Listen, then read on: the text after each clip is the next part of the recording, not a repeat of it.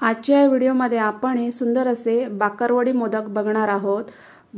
गोड मोदकाचे सगळ्या प्रकारचे खाऊन कंटाळा आला असेल तर हे तिखट मोदक एक चांगला पर्याय आहेत।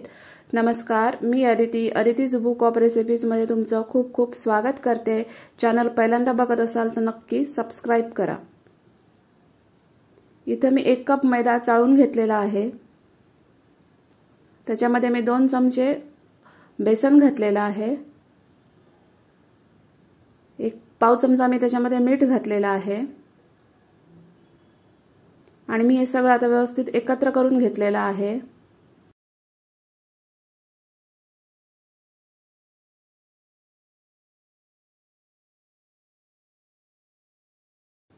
आता मी याच्यामध्ये 2 चमचे तेल चांगलं गरम करून त्याचं कडकडीत असं मोहन या पिठामध्ये घातलेलं आहे। सगळ्या पिठाला हे मोहन व्यवस्थित लावून घ्यायचं। मी या सगळ्या पिठाला हे मोहन व्यवस्थित चोळून घेतलेलं आहे आणि त्याची चांगली अशी मूठ तयार होईल इथपर्यंत मी हे व्यवस्थित असं चोळून घेतलेलं आहे सगळ्या पिठाला।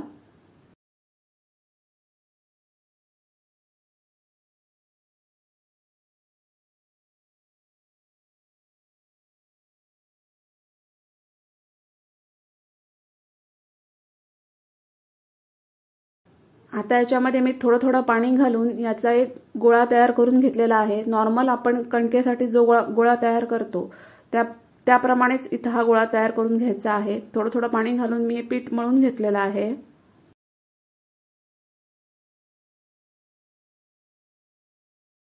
हे बघा मस्तपैकी गोळा तयार झालेला आहे आणि तो मी झाकून ठेवलेला आहे। आता सारणाची तयारी करूया।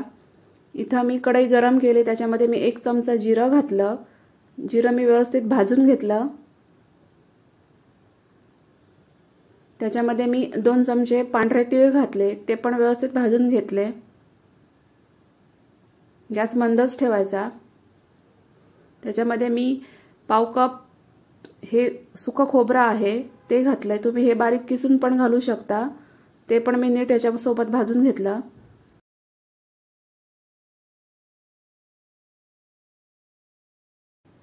त्याच्यानंतर पाव कप ही हिरवी कोथिंबीर आहे, ही स्वच्छ पाण्याने धुवून मी उन्हामध्ये वाळवून घेतलेली आहे।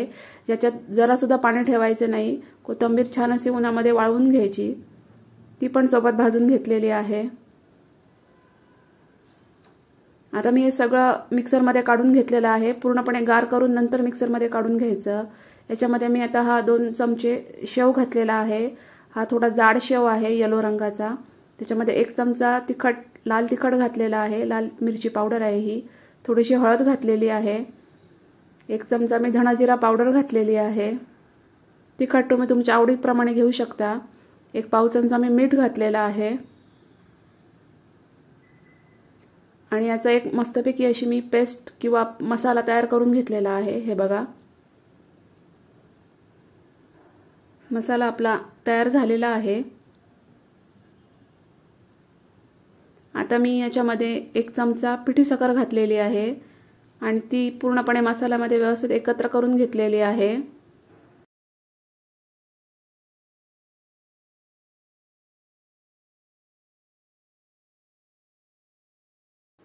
आता आपण चटणीची तयारी करूया। इथं कढई गरम करून घेतली आहे आणि आहे चिंच गुळाचं पाणी।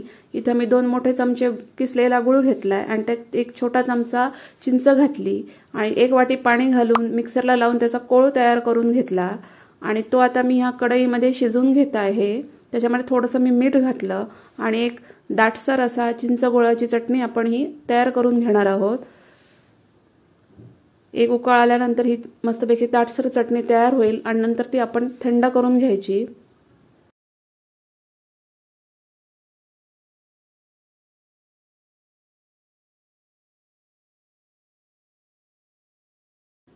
हे बघा मस्त अशी दाटसर अशी चटणी तयार झालेली आहे आणि मी ती आता थंड करून घेतलेली आहे। हा आहे आपला मगाचा पिठाचा गोळा।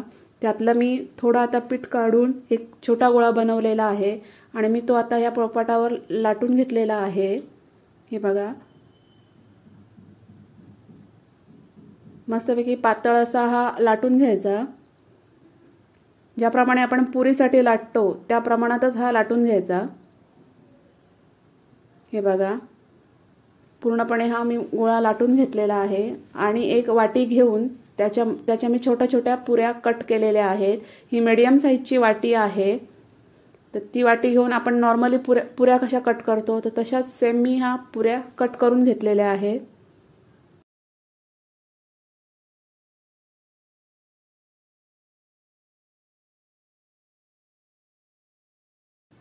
अशा पुऱ्या काढून घेतल्यामुळे आपले सगळे मोदक हे एकाच साईजचे होतील। हे बघा, आता मी मोदक तयार करायला घेतलेले आहेत। इथं मी ती मगाशी चिंचगुळाची चटणी त्या एका पुरीवर लावली, त्याच्यानंतर जो मगाशी शेव दाखवला तो थोडा चुरून तो त्या चटणीवर लावला, तो थोडा प्रेस केला आणि जो मगाशी आपण मसाला तयार केला तर तो घातला आणि चुण्या पाडत पाडत मी हा मोदक तयार करून घेतलेला आहे। आपण नॉर्मली जसे मोदक तयार करतो तसाच हा मोदक तयार करून घेतलेला आहे। हे बघा, चिंचगुळाची चटणी, त्यावर तो शेव तो थोडा प्रेस करून घ्यायचा, मग त्यावर तो मसाला आणि चुण्या पाडत पाडत आपण याला मोदकाचा आकार दिलेला आहे। जे मोदकाचं टोक आहे ते व्यवस्थित सील करायचं, थोडं जास्त प्रेस करून ते पूर्णपणे सील करून टाकायचं। हे बघा, असेच मी सगळे मोदक तयार करून घेतलेले आहेत। मोदकाचं टोक छानपैकी सील करून घ्यायचं, नाहीतर ते तेलात उघडण्याची शक्यता असते। आपण एकाच वाटीने पुऱ्या काढल्यामुळे सगळे मोदक आता एकाच आकाराचे छान असे तयार होतील।